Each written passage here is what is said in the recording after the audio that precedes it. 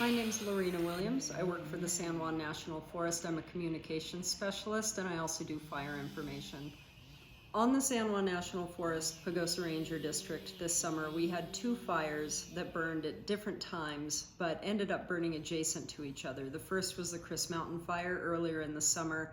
Later in the summer, a natural ignition, the Trail Springs fire, started by lightning, and fire managers used a mix of tactics to suppress that particular wildfire.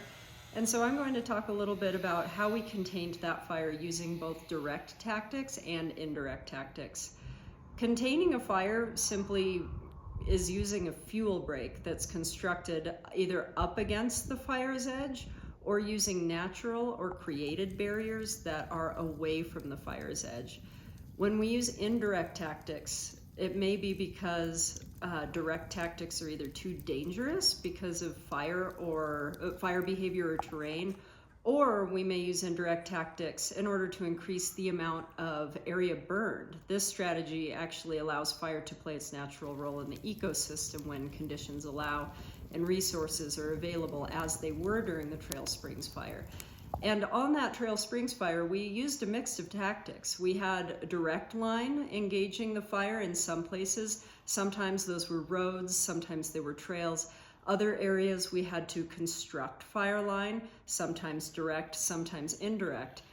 But what was really exciting is we were actually able to bring the Trail Springs fire edge right to the Chris Mountain fire edge and allow those fires, though the Chris Mountain fire was already extinguished at the time of Trail Springs, bring those two fires together in order to really create some consistent fuel breaks for future wildfires and decrease the likelihood of high-risk catastrophic wildfire in the future because of the fuels reduction work that fire plays in the ecosystem.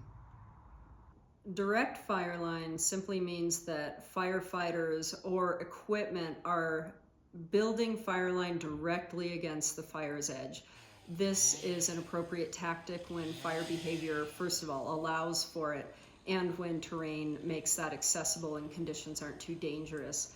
Indirect tactics allow us to achieve slightly different goals, where if going direct, as we say, is too dangerous for firefighters, we can go indirect and then burn out between the fire line and the main fire, or we can go indirect and use aviation. There are a lot of options there that come with going indirect, while direct strategies are just what they sound like, and they involve hand crews digging line right up against the fire.